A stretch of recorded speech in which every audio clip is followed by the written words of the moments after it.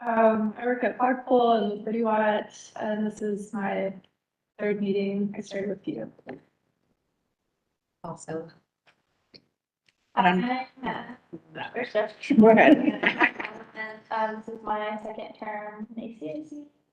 Current MBA student, but I've worked in the arts community for 5 years. I'm Marissa Chastain, I work at the Chamber of Commerce, and this is my third meeting, but the second one in the San Francisco site town last month. I'm Ezra Santeso. This is my first term, second year, and I was gone over the summer, so it's good to be back, although I'm not appreciating this weather. I'm Victoria, also first term, second year, and I just returned from Maine where it was 70 degrees high every day. So this is an adjustment, but thank y'all for being here. I know it's, not only is it Monday, it's also raining, so kudos. Sally Kimball Shepherd, Director of Envision. Monty Miller, I work, Cedar Shills High School, and just around town with all kinds of different boards and whatnot. Tatiana Veneruso, I'm Public Art Coordinator for the county and a liaison for this group. And I'm Stephanie Rains, Arts Administrator and the other liaison. Awesome. And then we're missing Kimberly Davis, who I think is at a Braves game in. Wherever the Braves are playing. Francis is unavailable and Mark. Okay, so we're missing And three. who else are we missing? Oh, Darcy. I haven't heard from her. Okay. Cool. And I think Kimberly emailed out the minutes from the last meeting. Did everybody see them? Have a chance? Yes. Oh, we're starting. Sorry. Yeah. Good job. 6:06. We are commencing. I Minutes. move to accept the minutes. There you go. Is there a second? I'll second. Awesome. That passes. Approved. Hooray. I don't have a chair's report other than to say thank you to Tatiana for her amazing presentation recently it was really, really great. If you haven't had a chance to see it, please do watch it. I mean, I'm still learning a lot, but it was just really cool to watch you up there doing that and hearing the kind of questions that they ask. And I think it's exciting. I really liked the art. I mean, that was the first time I'd seen it, having not been in a user group or anything, but I thought it was really cool. And it's if you haven't seen it, at least check it out just to see the final selected art if you haven't seen it. Also, I talk a little bit just about the process of the general timeline for that project and some details. As well as just answering some questions about how we make our selections and that sort of thing. So for folks that are new or even not new, it can be kind of helpful to kind of see how the process works in real life. Yeah, it was really good too. I thought it was I excellent. don't do those a lot. It's that particular project is, it's a large budget, very high visibility because it's downtown and everything. So, yeah. Is that the arena? Yes. Yes. Oh, I'm very curious about what. Yes. What I'll do is I'll send that, I'll resend that link out to everyone who want to check it out. It's, all the Marion Commission meetings, whether it's their regular meeting, agenda setting sessions, work sessions, they're all on the ACC website. And I encourage you to watch them. They're really interesting. You get to kind of get a good idea of all of the things that the Marion Commission makes decisions about, all the different departments. You can watch different types of work sessions. Just it's sometimes really helpful to kind of see how things are really moving and how, public art is just a small part of a lot of things going on in the government. So I find especially with like public comment and things, it's good to see what our residents are concerned about kind of in the grand scheme of things, what they're commenting about. What makes people show up to an in-person meeting and say, hey, I'm so-and-so and I live at this address and I feel strongly about whatever thing. And, it gives you a kind of just a better understanding of some of the things that are going on in our community. I know we're all very much, invested in art, but it's kind of good to see the big picture of everything. So just Yeah, but if you have any questions, if you watch it and you're just like, why is this done this way or whatever, feel free to send me those questions. And especially with our orientation coming up, I want to make sure that those questions get kind of answered for everyone. I felt like with the piece that they went with, for the big piece, it's the red one. It's not the other one. You know what I'm saying? Like Oh, well, yeah. because there was, but they went with that one. The red one. I mean, while we are going through the contracting process, I mean, they might have slight revisions to it, but just as they're kind of approving just the kind of the general concept. Got it. of Okay. things. Yes. Yeah. I thought it was great that the commission was paying attention to like ongoing maintenance. And Yes. had that budgeted. That's awesome. Yes. Question on that, I guess we're just talking about that. So is there, you said, in the presentation that this is the first year there's a built-in, budget for maintenance? A designated public art maintenance Yeah. budget, not just kind of general operational, but specifically for maintenance, yes. Is that something that would require any, like recommendations or et cetera from us, or can you can just operationalize it? I think that's more of an operational issue. I'm gonna go over that in the orientation, as one of the presentations I'll give was about like how we're approaching what that looks like. The maintenance and often figuring it out. Yeah, how it integrates into the systems we already have existing for like work orders and things like that. So I'm still working on that integration at this moment, but we do have, plans and work to make that a reality. So I'll be giving a more like in-depth presentation about that next month. Awesome. Well, going to staff reports. So BAC training, I get a report that just has a, spreadsheet of who's completed and kind of where they're at. So as of like last week, and again, if y'all have done some of the stuff over the weekend, if this isn't up to date, but as far as completed, I have Sally and Montu completed. In progress, I have, Jessica, Kimberly, Madeline, Marissa, Victoria, and Francis. So whether you've done one video or 4 videos, you're in progress. And then if you've just enrolled but haven't started any of the videos, I have Jan and Darcy for that. I know Ezra was having some issues. We may have resolved them. And, so, obviously take your time. I know you've been working on that. Helen is having some login issues. And I think Mark was having some issues as well. So I'm trying to get those resolved. But if you are able to log in and able to complete those trainings, if you can complete it before our next meeting, that would be really helpful because we'll be doing an overview in the orientation. But for those of you who have started the training videos, it's a lot of information. To summarize it would be leaving out a lot of stuff. So I'll be providing like a summary at our orientation, but that doesn't take the place of completing those videos. And that's your official BAC training. So as far as the clerk's office is concerned, like that's what they want to see, that you've completed those and taken all your quizzes and all that stuff.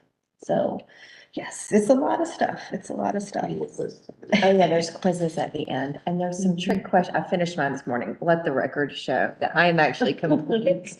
I did finish mine, but yeah, there are some trick questions. I missed ones in my final conflict of interest this morning. Then I went back and I was like, yeah, it's kind of a. And if you get a question wrong, you have to take. You have to take the whole thing over again. You have to get a perfect Yes. score every time. Yeah, so We read, didn't make this, okay? yeah.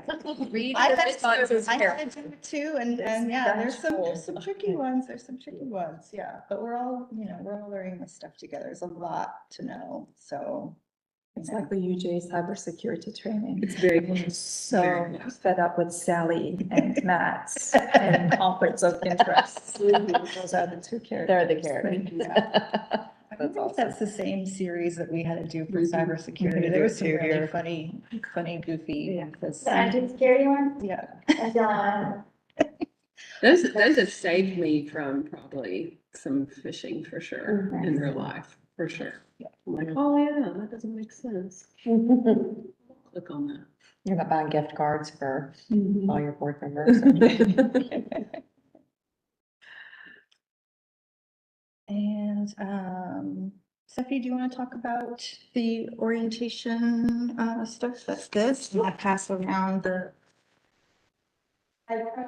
This is sort of next month's agenda for everyone, so. So we realize that it's like an extended time, so we acknowledge that not everybody's gonna be able to make it for the whole thing, but we will likely ask for a little RSVP to make sure we have enough. I think we'll have enough room in the van. So the idea is to meet at the Cooperative Extension Office on Cleveland Road at 4 PM. We'll hop in the van together and go have a close-up look at the rainbow forest, and then we will go. I kind of have this a little bit in a funny order. We'll probably also then drive over to have a look at Hurd Community Center and the East Athens Educational Dance Center to give you ideas about some sites that could potentially be host sites for public art in the future, which is a part of a presentation Tatiana will present about later that evening. But we just wanted to like introduce you to two sites that we've already talked about doing the murals at Lay Park and Hurd Park. So we'll just kind of you'll see the building and we'll can stand and talk about that. And then also downtown, we can have a closer look at the Hot Corner mural and the future park that's going to go in that parking lot, as we talk about the backstory on that, because it's pretty interesting. If y'all haven't heard it, I think it's a really good example of like how these things sometimes take a life of their own, and how it's terrific efforts of advocates such as yourselves on the commission to like really make real change happen and can be really responsive in times of need. So that'll make more sense when we're at the site. Also, we're right, that's kind of very close to the Morton, so we can have a close look at some of the bronze plaques that are part of the Athens Music Walk of Fame and talk about that a little bit. And then a stop off on Prince Avenue near the Health Sciences campus at former Navy school, so that y'all can have a closer look at the Morton Theater themed bus shelter that's right there. It's right across from that, the wine shop and the convenience store right there. So that it's like, you know, I'm sure you drive by it, but we're going to park the van and everybody's going to be able to get out and actually look closely at the bus shelter. And that is an element too of like looking at something in person, and will help inform the dialogue that we will have later that evening about public art maintenance, because the bus shelters are a big part of this that I'm working on. So it's a whole thing.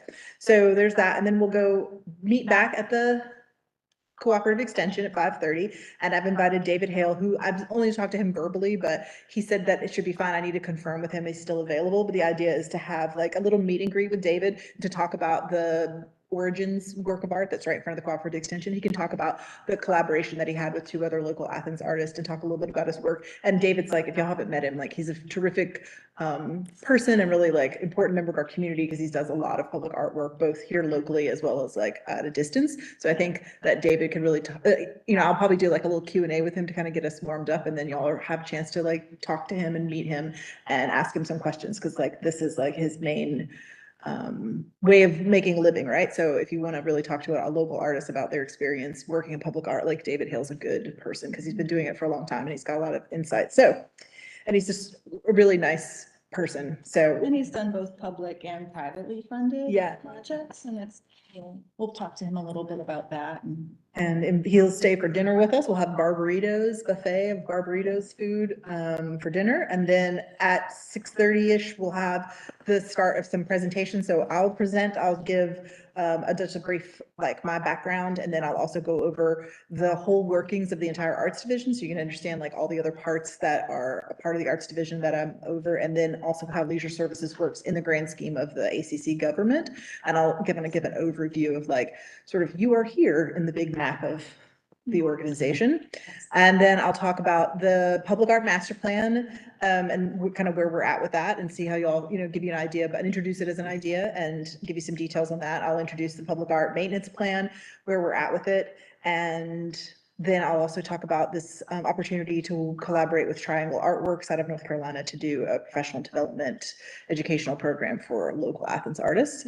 And then Tatiana will present her bio, an overview of her network of all the people and organizations, or all the other departments within the ACC Gov that she has to like work with through in order to achieve all of these projects and bring them to completion. It's a lot of different people. And then she'll review just some BAC overview, deadlines, resources, talking about that, and then also introduce a new concept around ACC community collaborations, which is it'll make more sense. It's like how we're gonna bring public art to a pre-existing government sites.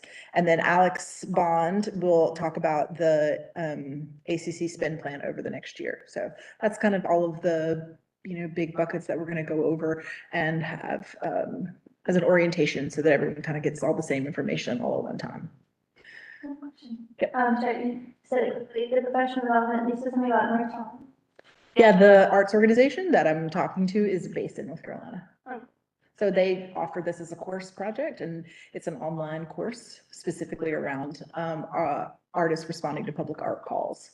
So I met them at a conference for the creative placemaking, and then I was really impressed with it, and I've been in dialogue with them about how we can bring their training, because it's online, and it's a way that like artists in Athens could have this educational, like professional development. And so I want to present it to y'all and see what you think. And also I'm still waiting. I've had a couple of meetings with them so far. I don't have all the details, but I'm scheduled to receive those details on Wednesday of this week. So I'll have a much better, like, what it costs and how it works, all of that explained. And so y'all can kind of get an idea for it and see what you think. So these are just like the big bucket concepts for where we're at as a public art program in the city right now. And I'll go and kind of like give you all an overview, and we'll have space to talk about all the opportunities here. Great. So and then we'll wrap it at 8 o'clock, hopefully, but we have the space. It's really, if you've never been to the Cooperative Extension Building, it's fantastic. I think it's a LEED certified building. It's really beautiful. And it's like a nice, comfortable space for us to be. I know it's a long day, but I hope that y'all can make it for the whole thing. But if not, then our meeting will basically start at 6 o'clock like it normally does and run till about 8 o'clock that night. Where's the building? It's on Cleveland Road, out Atlanta Highway. Oh, yeah, with the chicken. That's the one. Yeah. We have two Just works there of the other public day. art that were installed. Yes, yeah. It's not called the chicken. Someone who works there said, look for the chicken, and that's why. Yeah. There's two public art sculptures on the site. The fire station has one too. We actually cut the ribbon for both of them on the same day, didn't we? Yeah, I remember it was extremely cold. If you look at the pictures, like, we're both wearing hats and gloves. You're Everyone's like, so bundled up. It's like 30 degrees. it was outside. freezing Very, cold very out there. So the chance to look up close at the artwork of art, and then also that'll be great because like David Hale can talk about the surface work that he did on the Origins piece, and like it's really indicative of his, style. So David painted Origins. And he worked with two other local artists. So Three think- artists. Yeah, And he did the surface carving and like the tinting of it, because he's primarily a 2D artist. So the wood was done, the wood and the metal work was done by one artist, the concrete work by another, and then David did the surface. so yeah, all three local Athens artists that worked together to brought their sort of, I'm good at this, I'm good at that, together in that one piece. So yeah, that's next month's meeting. That very little preview. We want to give y'all a preview of what to go, what's gonna happen. That's awesome. And it's gonna be a lot, so hopefully we'll get through it all, and if not, we may have to, take it into the next meeting a little bit, so just be prepared for that. We'll try to mix it up so we I have know. a chance to present. You're not just like Nervous about one of us up there, getting going on and on, so. Should you get though? I'm gonna leave my presentation to the end, just because it's the longest part of it, and we'll just talk about October real quick and moving that meeting from the 9th to the 16th, because the 9th is a ACC holiday, so facilities are closed, staff are off that day, so if we can move it to the following Monday, so it would be the third Monday of the month instead of the second. And it'll be here, just like a number. And I'll make sure to remind everybody of that change when we get a little closer. It's easy to forget. We're just used to doing the same. Said it's the 16th. Instead of the 9th. Yes.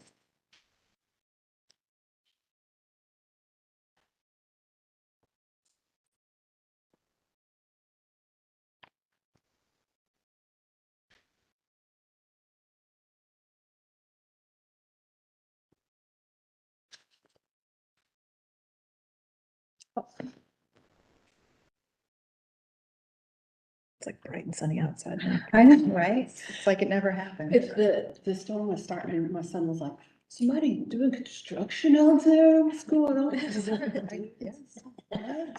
Came out of nowhere.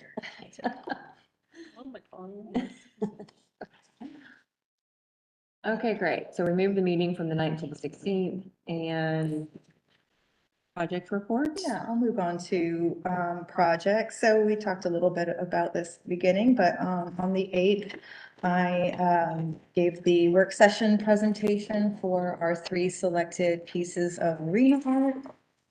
The mayor and commission will be voting on those in September. So when there's a work session, it's done the month before, just to kind of give them the information so they'll be able to make a decision during their regular meeting. And like I said, it's not something that we do for every project, but if a project is, you know, kind of a high visibility like this one being downtown, being a large budget.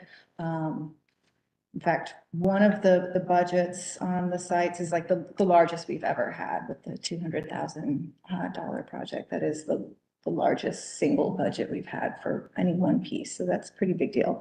But all the more reason to just be very transparent about the process and how we arrived at those decisions and all about the selection panels and the just eligibility requirements for the artists and contract provisions and things of that nature. So, so far I haven't got any follow-up questions or concerns from the mayor and commission. They seem to be pretty, you know, it was well received, the art. So that's exciting. And so we'll see what happens. As far as our other projects, we have a lot of things in the works. We still have our Greenway projects and Firefly Trail projects. That's 2 projects for each of those.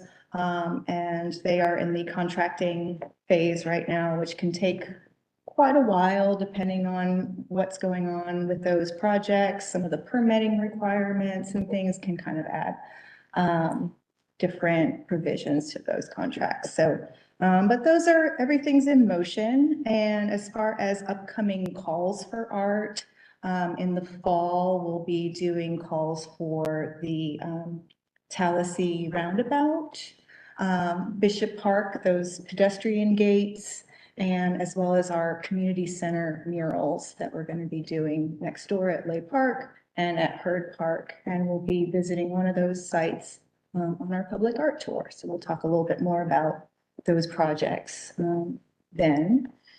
You know, in the meantime, we're just kind of drafting those calls, kind of getting everything ready to be able to do info sessions, you know, whatever else we need to do to kind of present those to the public for people to respond to.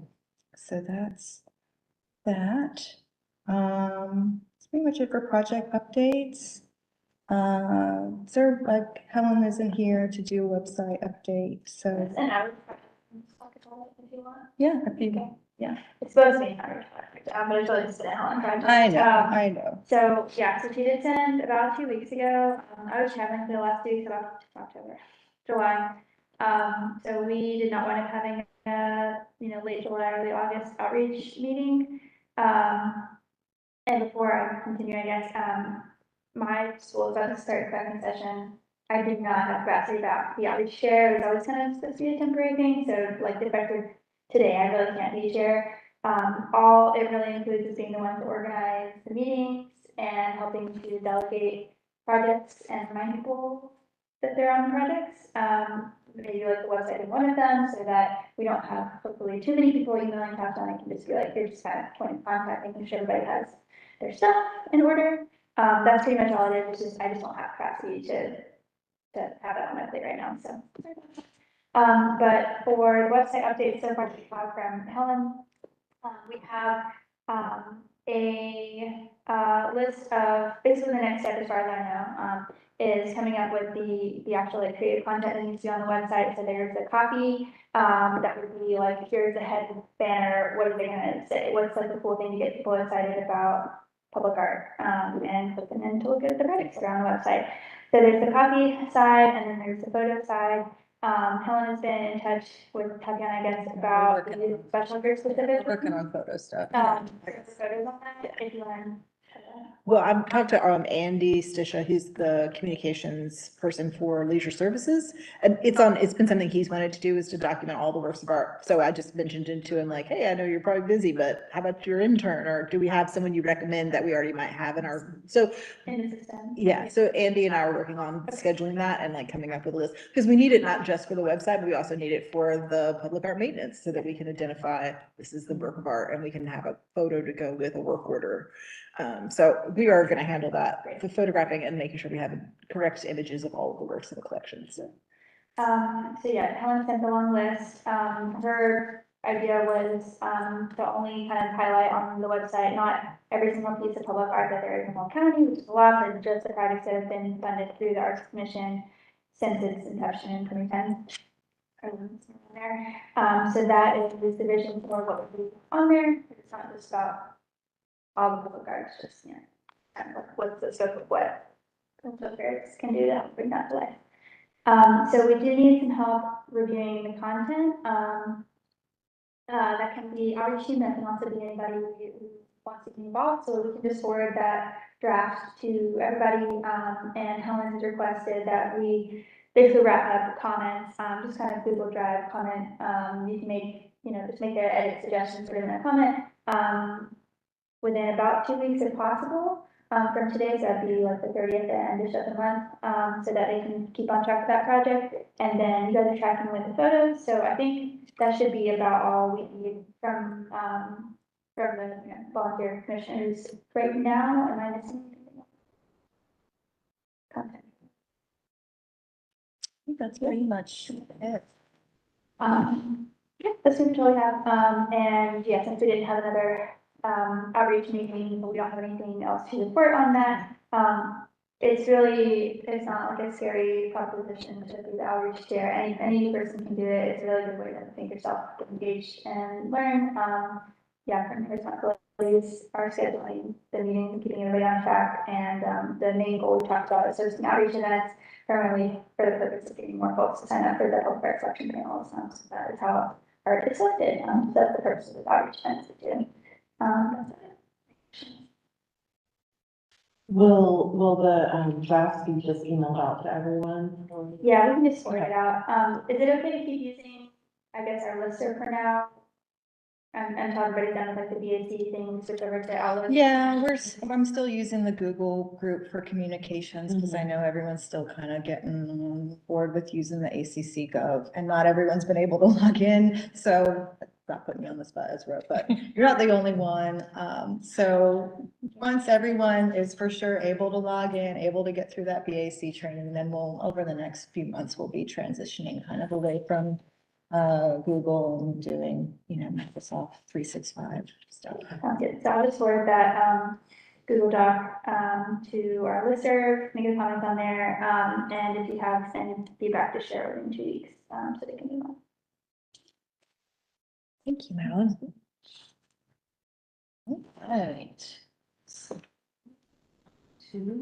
We're gonna have a packet with a bunch of poems, but I took 3 of Jeff's poems that he wrote specifically for the county events, the one for the Art Summit, the one for the Greenway, and the one for so these are just those, but if you want to print out that full packet, I can just get you one for, it's like 25 poems. Thank you.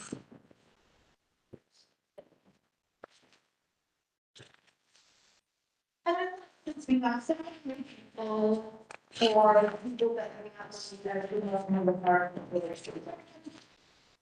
together a presentation, just kind of an overview, especially because we're wrapping up this first term. So this is our very first total term we've had.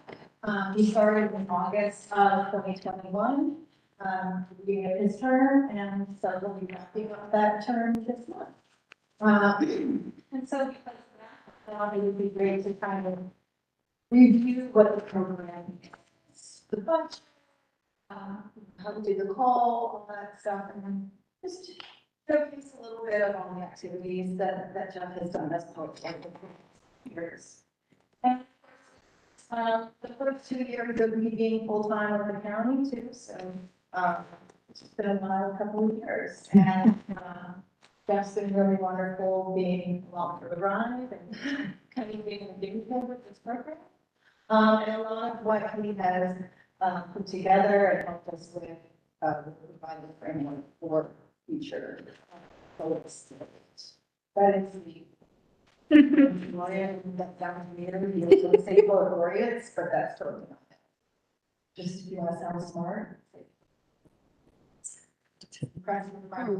Did not know that. So, a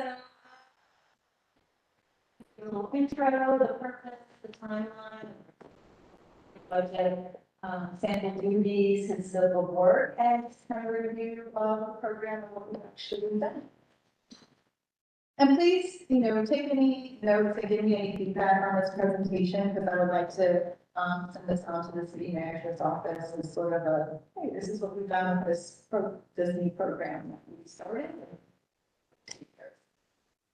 So, what is poet laureate? It's poet appointed to or by officially holding an honorary representative position in a particular country, region, or group, starting in the 17th century in England. And as far as the U.S., the poet laureate of the U.S. is appointed by the Library of Congress, and it's back to 1997. ACC governs the poet laureate position as a means to further enhance the profile of poets, poetry, and literary arts in our community and beyond. The poet laureate is expected to bring poetry to segments of our community that have less access or exposure to poetry, seniors, youth, schools, and more. The poet laureate would be to demonstrate ability to enact their vision. The poet laureate will make several guest appearances during the term, promoting poetry throughout. So the time for us, the initial planning started right in this room back in, I think as early as 2019, some of those initial discussions, and that planning continued throughout 2020. We did the call for poet laureate in January of 2021. Stephanie and I did an applicant info session in February. We did the review and selection in April of 2021, and his 2-year term began officially in August. The goal time to get that contract together. We'll talk a little bit about what that entailed later in the presentation. So, general expectations and goals. It's a 2-year term. So, which will be provided an honorarium of $2,000 funded annual installments. They are under contract, so we do have contracts for our poets laureate that will detail what's expected of them. And, obviously their job is to foster appreciation and expand awareness of poetry throughout Athens. So what is the selection criteria? So there's 4 equally weighted criteria for the selection. One of them is excellence in craftsmanship. What does that mean? I don't know. But basically, they have to have experience writing and sharing their poetry, obviously, whether it be published or performed live. They have to have a vision for the position, so that's part of the application, providing sort of an essay as to what they plan to do with this particular position that they get. Having certain professional achievement in the field of poetry, whether that be publication or performance, kind of general recognition in their field, and actively supporting the visibility of poetry and or the arts in Athens. Specifically. So let's say you have someone that may live in Athens, if they have no history with the community, of engaging the community in poetry, they may not be the best candidate just because they're local. But As far as eligibility, it was open to everyone in Athens-Clarke County. However, we discussed possibly expanding that for the next call to the surrounding counties. Because something that happens quite a bit, someone may live just over the county line, but maybe as far as, our arts community, they're very well established as being, part of Athens-Clarke County community, so it's a little tricky in terms of resident versus community member, right? So, but I welcome any feedback about that, because there's a couple of different schools of thought, but, basically this, expanded, the counties that are listed here. Those are like the counties we include when we do the Little House Jury Show. We expand it to just outside of, it's like the 5 counties that touch Athens-Clarke County, and then the counties that touches those counties. It's quite a bit for a Yeah. very small county. We're the smallest county in Georgia, so. Are. So, yep, we just kind of want to, yeah, so we'd like some feedback about that, something we're proposing to see if we want to. Do you want the feedback now? We'll have time to discuss it. We want to make sure to make it clear that if you're currently under contract in any capacity with Athens-Clarke County, whether you're an employee, or you're a public art project, or whatever, that you don't, you don't have any kind of current contracts with the county that might provide another. So eligibility. So it's $1,000 per year for 2 years, $2,000 total to the poet. And this is based on an expectation of 40 hours per year of planning and engagement. So not just their actual events themselves, but all the planning and preparation that it takes to do that. And an additional $1,500 per year for programming expenses. Example programming expenses being printing, graphic design, poetry books, refreshments, education materials, things of that nature. So here are the sample duties that were listed in the call for poet laureate: giving public readings, champion the art of poetry and spoken word, encourage appreciation of literary arts, celebrate the community's cultural heritage, attend literary events, and provide updates as requested. Now all of this sounds so wonderful, but when you're talking about contracting someone and establishing a scope of work, this becomes very nebulous and kind of hard to define. So in order to be able to contract with Jeff, we had to define those terms of what his work was a little bit more clearly. Establishing like how many hours he's going to spend doing these things, and exactly what those things look like. So something to kind of keep in mind when we're coming up with different ideas for programming, when it comes to the government being able to actually write a contract for somebody, it's important to kind of really be explicit about what the deliverables are, what the time commitment is, and exactly everything you're getting for those funds. Otherwise, it can be seen as a gratuity. Gratuity being just giving money to somebody without anything in return, which is a violation of state law. So it's really important that we have a very clear understanding in our contracts of everything that's expected from both parties. So, we can talk about that. What Jeff has done. So in August of 2021, we announced that Jeff Hollis was going to be our novelist poet laureate. In addition to being a published poet, he's also an educator. He's currently teaching at the University of Georgia. He was teaching at Georgia Tech, actually, when he started, and then Georgia College. Yep, that's right. Now he's at UGA, so a lot can happen in a couple of years, but luckily he didn't move away. So we got to announce him in August. Later that fall, we did a lot of pop-up park events in our leisure services pop-up park bus. If you're not familiar with the pop-up park, it's a really fun bus that has Alexander Rose's beautiful art all over. It's filled with all kinds of toys and things that they can bring to an event or a space where there's not a park and kind of create the park. And so he did a lot of fun little exercises with the with kids that would come and hang out, what are they called, cross sticks?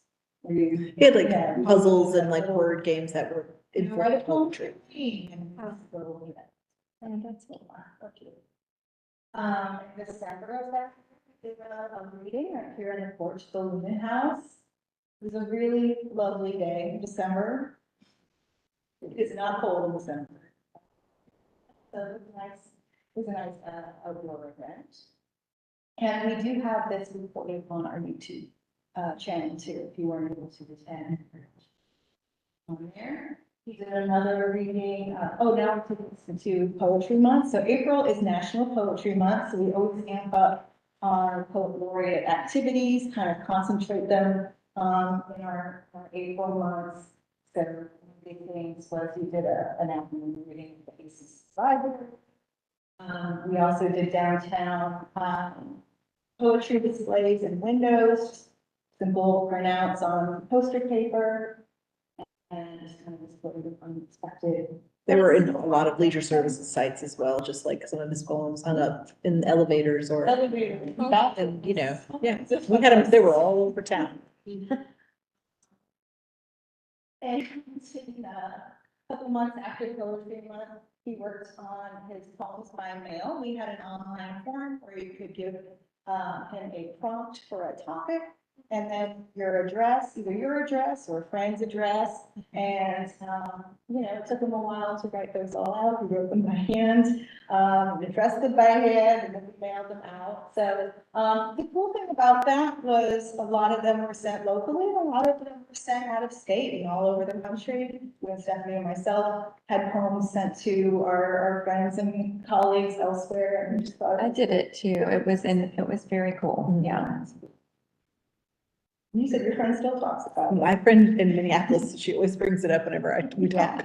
I had it sent to my friend's 16th or for her 16th birthday, and it was just like the coolest thing for her That's 16th, and she still talks about it too. Yeah, and those are people that aren't even in our community, but now they know about something that we're doing here. So, talk about creative placemaking, it's not just necessarily local, it's your reach as well, kind of setting your reputation. There. In July, he was a special guest at DA Gonzalez's annual retreat. She requested that he come read a poem. Okay.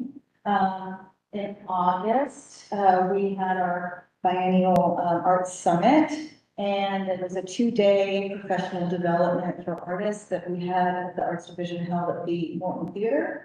And our keynote speaker was Charmaine Minifield, who has some art up in our gallery right now. She's an amazing multidisciplinary artist.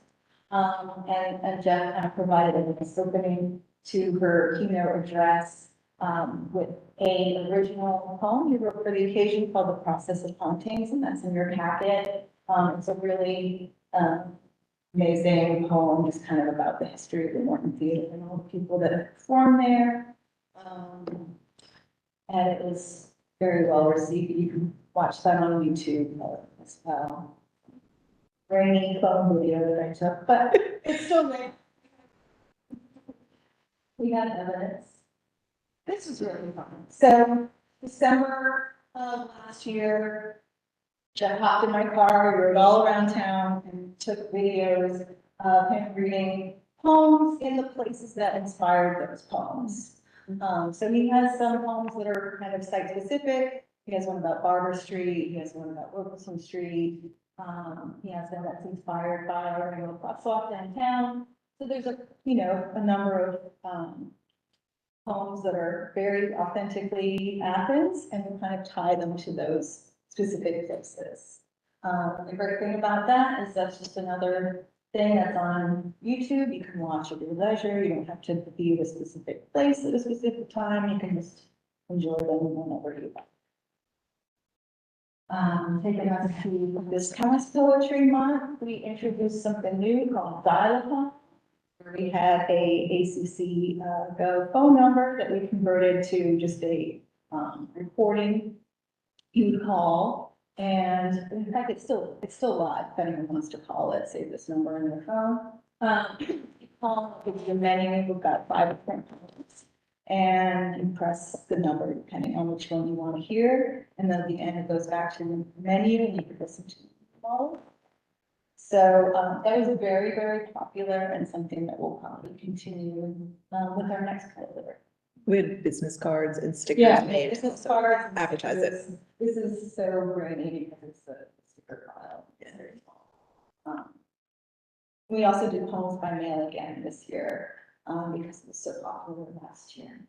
One of the things I love about the phone thing is that the person who set up the whole entire phone system for ACC Gov now works in leisure services. And so we asked him to help us set this up. And so if you call anywhere, like the water business office or any of the, you'll get his voice. And so when you call the poetry, it also is his voice. So it just was like so perfectly seamless. I don't know why, like that was It just really, sounds very like. it's very official. And I loved it so much. And then you hear Jeff reading the poem when you make your selection. It's just really very accessible and very low cost, low like impact, right? But high, well, not low impact, but like easy lift, but it has high impact, actually, really broad appeal.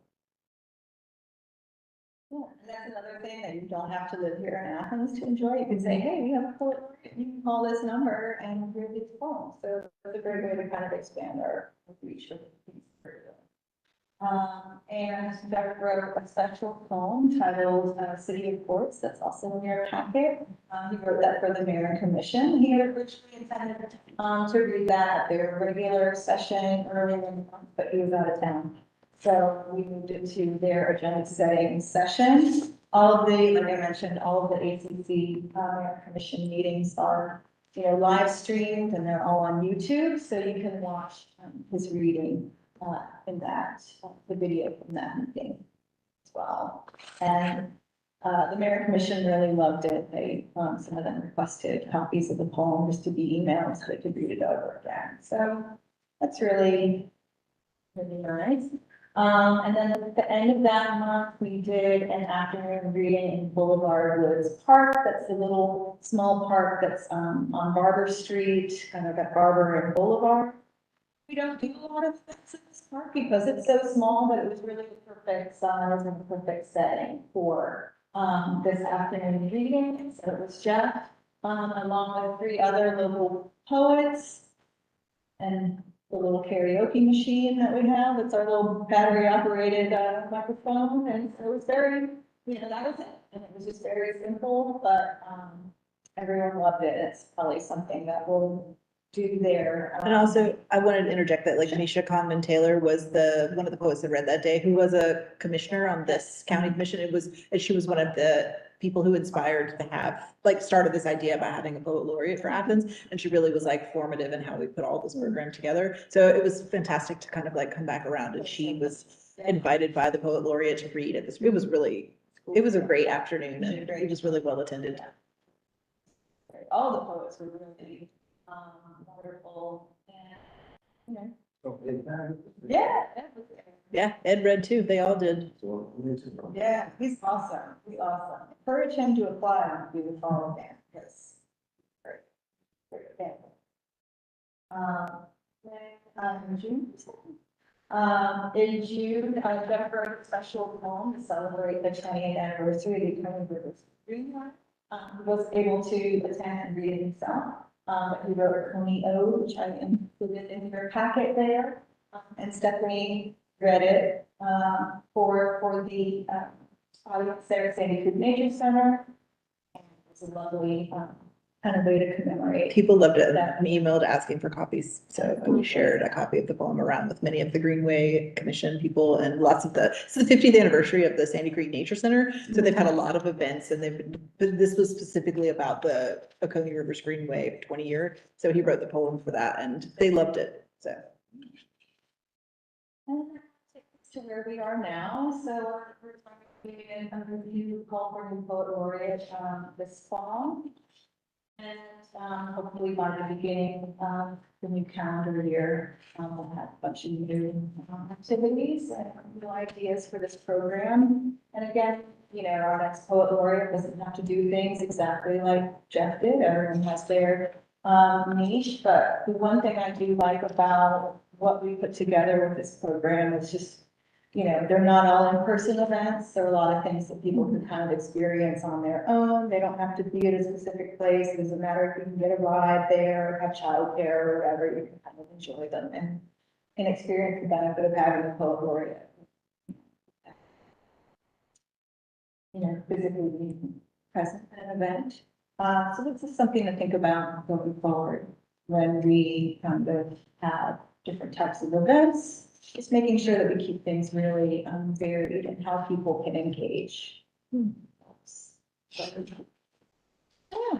So that's our first 2 years of poet laureate. That's awesome. Did we ever find out, or is there any data on how many people called in to the dial-a-poem? That's funny. I was just asking JP that today, when I was getting ready to do this presentation, and he said he can pull a report from me. Cool. So, I'd just be curious, especially if we keep doing it, it'd be interesting data to just see Yeah. how much more popular it gets. the thing is, it would capture everyone that called it, seems like wrong numbers. So it might not be the best. Or people who just recall it on repeat. Right. Call it all the time. Yeah. Right. Thanks. Yeah. Yeah, I was gonna ask, I guess two questions. How often is the program and funding, and is there any action needed on our part as like a recommendation? And I'll ask my second question based on there. Sure. As far as funding, the funding can, kind of stay what it is, or if y'all want to make a recommendation to increase the funding, if you're like, oh, well, we can do that much with $2,000, could we do more with more, or something like that, so it's. I was gonna ask the same question. I was aware of some of the events, but now looking at all of the events put together, it's very easy to realize that he put more than 40 hours, annually. So I like the fact that the contract only requires 40 hours as a minimum, Sure. but I wonder if like this would be worth more than $5,000 in my mind, but if there's any way we can increase that and make a recommendation for an increased amount, I think it would be worth it. Yeah. I was gonna ask for a follow-up question on that, is if there is an opportunity for that, that's just the next thing I would wanna see is a report with just some numbers about the number of people impacted. And just knowing that it is gonna be a best estimate, of course, we don't know how many repeats, but it's about like the instances of engagement, or even like, there's just a lot of different ways you can pull something like that, and I just think I would feel better about, I agree that like, it already seems like a lot of hours for a pretty, modest award, not award. But if we were to consider making that a greater amount or something like that, then I would just want to see some, just some numbers behind them, number of people maybe engaged, even if it's just, that's. So like, how many people called how many people attended Yeah. events? Yeah, you can also pull social media engagement information, either just based on access you have or asking PIO. And they can do cool stuff, but even just looking at beyond, like if it's in a story, you can count engagement in that way. So there's, and even, number of stores or the poster, or stores on other sites, I guess you consider other, organizations like delivery services sites. Number of places that the posters were hung, if you wanna get really like nitty-gritty, you can do estimates based on like on how many people have seen it, just, there's probably numbers like that ADA might provide on how many people go downtown in a certain period. Just anything you can provide, I think would just help make a better case for, hey, this is how meaningful this is to the community, not just based on output, but also like the engagement and instances of engagement. I think the data would be interesting. I'm also curious if, and this may just be a different conversation for a different day, but can he, or she, whomever, do they accept requests outside of AC? Like, Yes, okay. and I included the events that were like our sponsored events. But he did a lot of events that were on campus. He did some things with the Georgia Museum, Cool. a lot of things with the schools. I was just wondering if he's things also like that. getting So, yes. exposure elsewhere. Yes, And yes. if So we can help with that Sure. part of it, yeah. So the expectation is that he's gonna spend a certain amount of time like on our events, but yeah, beyond that, I just as a representative, as a, I'm the poet laureate and I'm here, and this is, an appearance. There's a little bit, there's even more that he did to just engage with the community kind of beyond our sponsored events. And the other important thing to note too is Sure, there could have been more things, maybe with more compensation, but it's important to remember too, that this is, not a, obviously not a full-time job, not even a part-time job. So as far as like the level of commitment, keeping it where it is might be, make it more appealing if it's not a huge time commitment, because not everyone would be able to do more of a commitment than this necessarily. So just in terms of, I was thinking ju- about, Sorry. just who can, make that level of commitment and what it is. Having it really clear in the call, like what the level of commitment is definitely, important, so people know what they're getting into. So if we do up the commitments, then we just have to be really clearly noted in the, Just to clarify, I don't think we should up the commitments. I think 40 hours as minimum is good, but just to give an idea, in the English department, when we invite somebody, just a regular academic, yeah. for 1 hour, we pay $500. And that kind of level of engagement, if it's like 40 hours, if it's the minimum, Sure. still I think deserves, and I think that also sets the kind of a tone between ACAC and the poet laureate, that it's a little bit more of a high profile thing. I also wonder, is it standard with, these kinds of positions and contracts, is it standard to do it based on a minimum hourly estimate, or would it be, is it more common to do minimum 3 events, or, something like that, where you're anchored towards, here's more of a, like, specific. It's really better to kind of figure it out into actual hours, because if you just say number of events, obviously we know that events can really differ. It could be a huge, countywide event, or it can just be an afternoon hanging out in the park. So kind of, there's a little bit too much of a variable there. So getting it down to like specific hourly commitment is probably a little bit more of what we need to be able to do a contract with somebody. And that's specifically what our attorneys asked for too. They wanted to know specifically how much time in exchange for this compensation. So. feel like his poems were written, like, it wasn't like he wrote this and then became the poet laureate. It was like, I wrote this one for April the 18th, for April the 18th. You know what I'm saying? Like, that's interesting to like write or something specific. My assumption would be that you're called somehow, if you just feel I don't know, an urge, and you like write a poem, not like, well, I'm gonna write for the mayor commission meeting, let me write this down, but I mean, it's fantastic, but Yeah, I mean, as long it as made we- me think like, does he already have this in his knapsack, that He might have had it and like already the like, inspiration now for it. He's lived in this community for a long time and has like roots here, so I feel like maybe these were, it gave the focus when he had an occasion to read for. Yeah. I have a question on that note about the expansion to all the different counties. Is that an either or situation? Like, is it either they live in Clarke County or we include all of those counties, or could we limit it to just the 5 that actually touch Athens-Clarke County? I mean, we could do either one. It was just something we had considered. I think the last one we just did, people at Athens-Clarke County residents, but, you're just using the Linden House jury show Yeah. concept as like another side of that spectrum. So we just thought we actually talked this over with Jeff as well. And so we've already had some like discussion with our peers and then also with Jeff Yeah. around this topic. So, because we just, it's a small community, and also we wonder like how many people are gonna, how many times will we run this? We'll run out of poets. I don't know. So I like the idea of expanding it. I like what you said about resident versus community member, because there are plenty of people who may live, like you said, right over the county line. I just wonder if we expanded into all of those counties, if we might lose some of that, like personal connection, like you have with being a community member. So if we could limit it to the 6 counties, just in the, Contiguous. yeah. the ones that And touch Clark. And that's why it's important too, that with the criteria, that last part, just, they have to have a relationship with this community. Yeah. That's established. And again, a person that's very active in our arts community, they might live just over maybe they live in Bishop, maybe they live in Oconee. But they're considered a member of our community Right. and are actively doing things here. I just don't want that to eliminate anyone who Yeah. is actively engaging with the community. And on the flip side of that, with a university town, we have a lot of people coming and going through the university, might be people doing fellowships or something like that.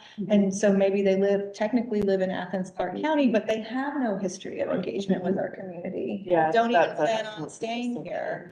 So I think it's important to really weigh that last part and, to make sure that, we're not making decisions totally based on addresses. Yeah, I just want to say I also support expanding it to the 5 touching towns. I think it seems like pretty standard practice, especially with more rural, areas like this. We certainly are like Linden House is the art center for all of these towns. And even from like an economic development standpoint, I think the studies that there are around like economic impact of the arts of Athens-Clarke County, like includes, like not just like within the county, but includes like basically the impact on the region, in a lot of different studies, and that seems to be standard, but this seems to me like it would just like fall in line with like the true impact, again, thinking about not just output, but like the impact on, like from the output, is including all of that, and one of that, requirement to maintain a relationship with some ways. Very apparent in their division statement that they present in their application. Yeah, I think one thing that's really interesting about this program opportunity is that it's wonderful for a poet to get a chance to be the poet laureate, because that opens them up to other opportunities too. You have to be the poet laureate, I think, of your actual community or a community before you can ever apply to be like the national poet laureate. Things like that. It's just an honorary. He will all, like, from this point forward, Jeff Alice will always have been the poet laureate of Athens for this year to this year. So it is like a mark of accomplishment and, and demonstrates professional and commitment to their community. But I also think that one of the great things about this is a way to bring poetry and spoken word, the written word, into spaces where people may not expect to find them, at the keynote talk at the Morton Theater for the Arts Summit, like my parents were in the audience, and Jeff read his poem, and afterwards my dad like really wanted to shake Jeff's hand, because I don't think my dad probably heard a poem read out loud in forever. So like it was just unexpected, and just like, oh, someone read a poem out loud to me, and it's just another way to bring people to it and just like deliver it right to them in maybe a space that they don't expect to find it. So I think that what's been fun about this last 2 years is really exploring like all these different ways, like people reading a poem in the bathroom, or people finding a poem in the record store, or people being able to call on the phone. So like it raises this experience that people have a chance to interact with a form of art they may not get to touch on very often. And they're like, oh, I used to love poetry, I should buy some, I go check some out at the library. Like that's kind of the things we're trying to create with the work that we do here, right? So I really love that about these opportunities, and that's something that's part of the call, is like, are you an artist who wants to share not just your work, but all of poetry, and just like deepen a love and appreciation for the written word, and like hearing it in spaces and being in a space where everyone's sitting together quietly in the woods, listening to someone read poems out loud. I mean, it's a great way to spend the afternoon. So it's a great opportunity. Is there any reason that it's like 18 and above is the age? Because we pay people. So we can't contract this. The only other thing that I think of that might be super cool is if there was a youth poet laureate, and then if they were paid, if it went towards secondary schooling or something like that. But that's more work. Yeah. Can I be okay? I think, yeah, I'm not sure how we manage that, but I mean, there is opportunities there to do a lot more like youth engagement for sure. Was it originally 2 years, or was that a COVID thing that it extended a year? I don't remember. I think just because, the nature of the program, I feel like even with Jeff, it probably took him like a year or a few months to really kind of get into it and just be like, okay, what can I really do? Yeah. Like what are our options here? And I think we looked at some other poet laureate programs and like looked at compensation and asks, like how much was the expectation, and then how long was the time. So we looked at, and 2 years seems like enough for you to plan over time. You could be like, oh, I could do this. And because if you look at calendars around the community, like when can I get on the library's calendar? When can we get on the mayor's commission? docket, that kind of thing. So it gives it a little more, one time, sometime, I mean, a year could just, it flies by. So it's nice to be able to give 2 years and like you got to repeat things in April, again, for Poetry Month, which is when like social media for poetry is popping off, right? Everybody's talking about everything. So it's nice that we got to contribute to that and also be a part of that excitement. It allows you to build some momentum too. I was really surprised that when this April rolled around, you know, I had press requests like, hey, what's going on for Poetry Month? Because they knew that we had this poet laureate and that kind of Poetry Month is where we do kind of the bulk of the programming. And so, you know, the press was like, okay, we're ready. It's Poetry Month. What you got? And so, it was nice to have that expectation from the community, you know, like they know we have a poet laureate, they're expecting, programming in April around that and different types of things. So, it was kind of nice to see, you know, that expectation. Is there, since it's the pilot and the first time it's been done, is there a closing sort of ceremony or a passing of the torch from Jeff to the new, or is there that kind of thing? Yeah, should we talk about the posters? I mean, we haven't wrapped it completely, but it's. Yeah, we're still finalizing, the designs, but we, worked with a local graphic designer and Jeff to kind of take a couple of these poems and, do nice, big, like kind of art posters of them. And when those are ready and framed, we might do a kind of a little, hanging ceremony kind of thing, or just kind of present them to the, we want to do one for the Morton and then one for City Hall with the City of Courts poem. So, we thought that would kind of be a great way to kind of wrap things up, but. And then there will always be this like deliverable and this memento of this first inaugural poet laureate that fits in these two places where the poems were written specifically for and were read aloud by the first poet laureate. So, yeah, we're getting there with them. We got to get the printing and the framing and all of that, but it should happen. And we'll let you guys all know. I like how his poems were so like intentionally Athens. It kind of sets the precedent, whoever comes next, no telling where they might live, or, you know, if they're outside of Athens proper. You know, like the precedent's been set. Right. Yeah.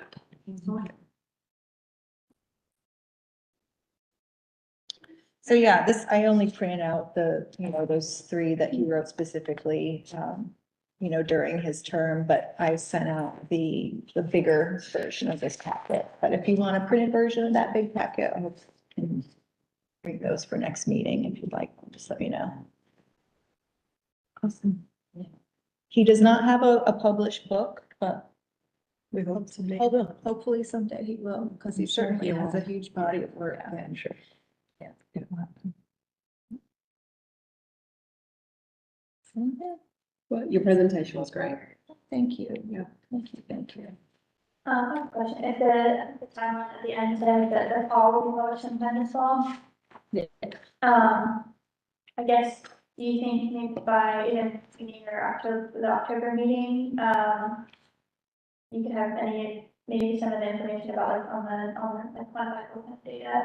Because if there is an opportunity before that fall would go out to just consider if there was, you know, if you're reason to expand that award amount based out of a teaching award amount, but you know what I mean? Yeah. Not with the our operating budget. Right. Then that would be, I mean, we would need to talk about it before the fall, obviously. Sure, Yeah.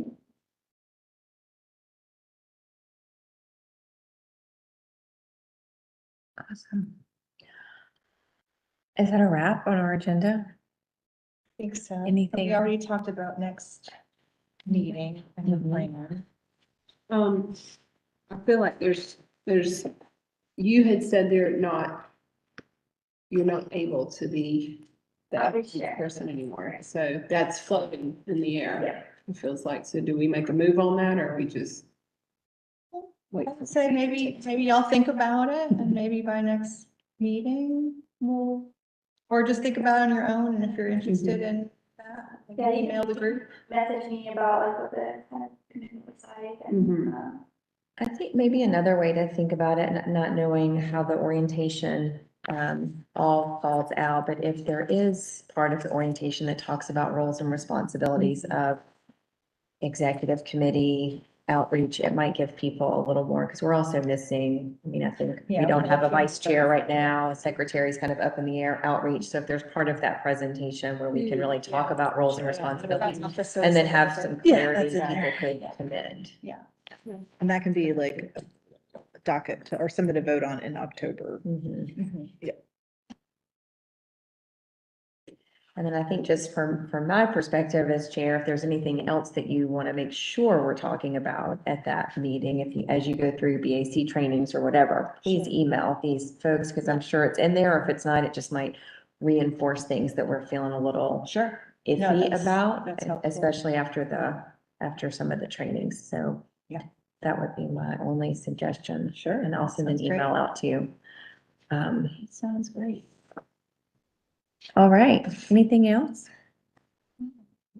And just to reiterate, because we have so many new people that, sometimes we just move straight ahead, and sometimes I don't realize that I'm talking about something that someone of you might have no idea what the heck I'm talking about. Please do not hesitate to email me and just say, hey, what's that acronym? Or what is that thing you were talking about? Or what is that word? What's a SPLOST? Whatever it is, just please let me know, and I'll make sure that you have an understanding, and it might be something to go over in the orientation. Government work is full of alphabet soup. I'm all the time being like, what do those letters stand for? Also share the link to the project report, maybe when you share the next agenda. Sure. And just share it in that, that's where we can find like all the different random projects he's talking about that go over many years, so you might forget. Sure. What's happening. It's a very, even scroll through and just like run about the process. Yeah, it's got all the history, kind of date by date, what happened when. So, yes. We'll probably have like a printout of it or something at the orientation kind of. What happened to the artwork in the alley? Oh, it got taken down, yes. It was Stuff coming up or something? No, it was a temporary Oh, project. it's Yeah, temporary. oh, yes. Yeah. Everybody keeps asking me, so. Yeah, they weren't really meant to be permanent, and so a lot of them were in bad shape already, unfortunately. We had, some got hit by delivery trucks and all kinds of fun things happen in an alley. But yeah, that was it was a temporary project, so. Yeah.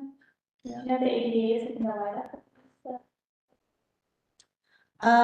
I'm not sure. I know that they had coordinated that with the property owners there, so I guess if, kind of depends on, I don't know what their original agreement for duration of the lights and everything, it was all, might just be part of, for that project. Awesome. I think we can move to adjourn at 7:16. Great. Second.